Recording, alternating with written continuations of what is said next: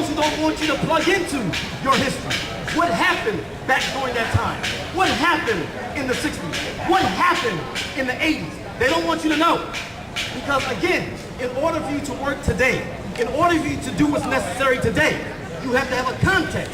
Where are we at today? How did we get here? And what was it like in the not too distant past? This is very, very critical. History is critical in your role as activists, in our role in your participation in the next phase of the movement. You must have history. And it's got to be from a perspective of those who are about struggle. It's got to be from the perspective of those who are people of conscience. That's why I mentioned Howard Zinn. He died not too long ago. But his work, The People's History of the United States, is a classic. If you're in the movement, if you're in the struggle, you must read the people's history of the United States. You gotta get it from a real perspective, beneath the surface perspective. Not an imperialist history. Not a history that justifies crimes. Not a history that's meant to enslave you. A real history. Other lessons of history. History provides us a purpose. History provides us a direction. When we got to the campus of San Francisco State in the early 80s, we understood that the campus of San Francisco State had the longest, bloodiest student strike in the 1960s at San Francisco State. And one of the things that came out of that strike was the first Black Studies department in the country, and the only school of ethnic studies in the country to this day. But one thing we had to understand, when we got to that campus, we had to understand the history. By us understanding the history, it gave us an understanding on where we start from right now. So we saw that on that campus, they had special admissions programs for the poor and disadvantaged, all right? They also had the School of Ethnic Studies. That was not really a school. The administration was only calling it a school. You know, like a school. Department of Black Studies, Department of La Raza, Department of Asian American Studies, Department of Native American Studies. There's no other school of ethnic studies in the country to this day. But at that time, the administration was only calling it a school. It wasn't really a school. So we understood, okay, that's the history then. This is the history now. It's not recognized as a school. Our struggle is to make sure that it becomes recognized as a school. And so by 1984, all praise is due to Allah, the School of Ethnic Studies was actually recognized as an actual school. To this day, the only one in the country. Where you start off is dependent on your knowledge of the history. Where we start off today is related to a history. One of the things that we're dealing with in the Black community is related directly to the 60s. The struggles that we find ourselves in, the influx of drugs in our community. All the things that we're dealing with today is a direct connection to what took place in the 1960s. You know when crack hit? Crack hit in the early 80s, mid-80s. Do you know why crack hit in the mid-80s? Because our generation, the children of the 60s, were in our 20s. And Ronald Reagan was president. You know it was time to get busy, right? So here we are in our 20s, 21, 22, 24, 25. Ronald Reagan is in office. But we saw the Black Panthers. We saw Muhammad Ali. We were trained by that generation. And so when the early 80s came, we got busy. The early 80s was like a miniature 60s. Then all of a sudden, crack hits. And so what we're talking about is that in order to understand what's taking place today, we have to have a history. Just like when you get married to someone, you want to know their history, don't you? You want to know their history. You want to know their past. You want to know, because you're getting an insight to this person by their history. History is extremely, extremely important. So history guides us. It directs us. It lets us know, history gives us wisdom. History makes us wise. But it cannot be a corrupt history. Again, a type of corrupt history that is rooted in imperialism. No, it's got to be a true history. And when we study our history, we don't study our history to hate somebody else. That's not why we study our history. We study our history to understand ourselves. We study history to not only to understand ourselves, but to understand the world. You can't give people a history, and this history makes them hate themselves. You can't give people a history, and this history makes them think that they're throwaway people. That's criminal. You can't do that to any type of people. But brothers and sisters, if you look at the history, you will see that America took a very, very dangerous turn. Not only in the stealing of the land of Native Americans, and the enslavement of the Africans.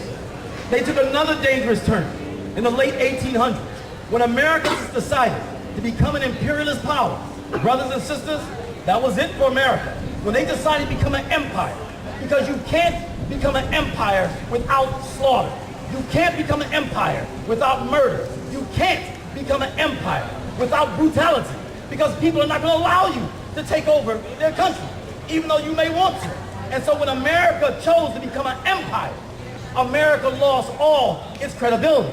That's why America right now cannot produce any real leaders, particularly within the system. I'm not saying that all the leaders in the system are bad. Just 99.9%. Not all of them, though.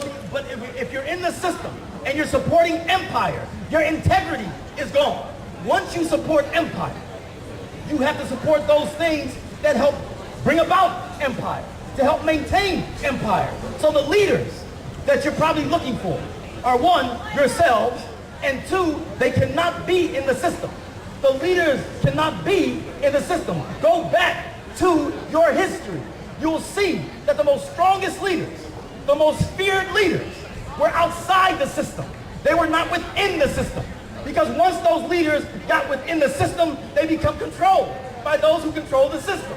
That's why politicians, most of them, not all of them, just 99.9%, that's why they cannot do for the people what they need to do for the people. They're politicians.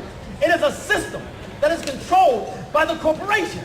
So therefore, they have to do the dance to the corporations, most of them. So the leaders, the true leaders, ask us, look at our history. Dr. King wasn't in the system. Malcolm wasn't in the system. Marcus Garvey was not in the system.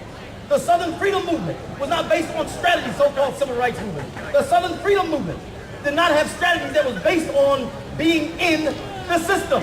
They were outside of the system. Check every struggling people's history in this country.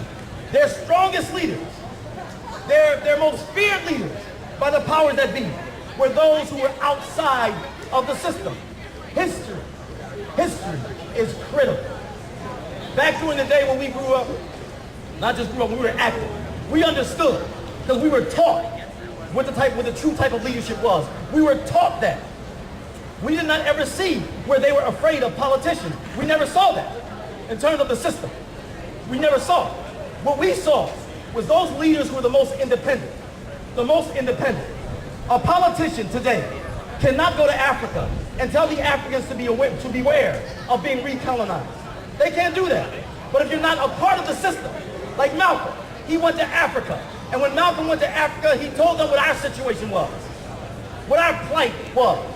Malcolm was making deals and so on and so forth that was based on our interests, not the interests of Uncle Sam. That's why Malcolm had to go as far as they was concerned. Dr. King was asked to join the system. He said no. Malcolm was asked to join the system. He said no. They actually wanted them to run for office. They said no. They understood being outside of the system. Because as we go this next go round, they'll try to make you think that your leaders are entertainers and politicians. That's what they'll make you think, that your leaders are entertainers and politicians, especially black folks. Boy, they be hitting us with the entertainers, boy. We think entertainers are our leaders, right? And if it's not an entertainer, it's a politician. Those are the worst people to accept as your leader. Look at your history. Our leaders were never entertainers. They were never politicians. Our history, brothers and sisters, is so critical. Thank you, brother. Our history is so critical that we have to understand it, that we have to study it, and we have to live. We have to live our lives based on that history. I'll give you another example. One of the things that's feared in this country is the unity between African Americans and Latinos. It is fear. I mean, it is fear. I remember I came down here when the mayor of LA was running, right? He was running, and they told me, they said, brother, they said there's word out that the Mexican gang said that they're gonna look for 100 black men with white t-shirts